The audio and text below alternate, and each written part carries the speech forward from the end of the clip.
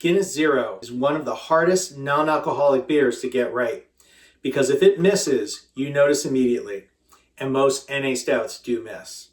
In this review, I'm breaking down whether Guinness Zero actually delivers the flavor, mouthfeel, and finish that people expect, and who this beer really works for and who it doesn't. I'm a beer lover who's tested hundreds of non-alcoholic beers to help you find the good ones. This is the NA Beer Lab. Guinness Zero is brewed using the same ingredients as traditional Guinness is: water, barley, hops, and yeast. That's it. Then the alcohol gets gently removed at the end of that process. The goal here isn't to reinvent Guinness, it's to deliver the same stout experience just without the alcohol. That's a big promise, especially for a beer people know exactly how it's supposed to taste. So to start off, let's take a look at how it pours. As you would imagine, just like a traditional Guinness, it's got the little widget in here with the nitrogen capsule. You get that beautiful sound, and you can, and absolutely should, tip the can just like we're pouring it out of a regular Guinness can. It's the same thing. Let's wait for that to settle for a minute. Okay, right away, this looks the part, doesn't it? Deep, dark color, almost black. That creamy head Guinness is famous for. If you put this next to a regular Guinness, it's hard to tell them apart just by looking at them. Let's start with the aroma. Roasted barley, a little coffee, maybe a little bit of chocolate in there. Smells clean, smooth, very familiar. Now the big test, the flavor accuracy. This is where Guinness Zero really shines.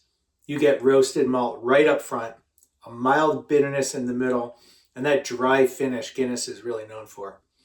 Is it identical to the original? No. Is it extremely close? Yes, it is. There's just a touch of sweetness in there as compared to regular Guinness, a little less depth than a full-strength Guinness, but for an NA beer, this is really impressive. Mouthfeel matters too, especially for a stout. This still has that smooth, creamy texture. It's lighter than the original, but not thin, and it's not watery either. It doesn't fall apart on your palate like a lot of NA stouts do that I've tested.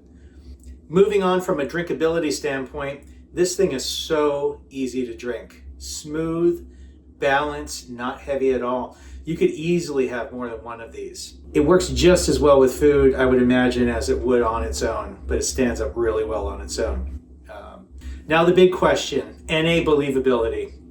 If someone handed you this without telling you that it's a Guinness Zero, would you believe that it's a Guinness Zero and non-alcoholic beer?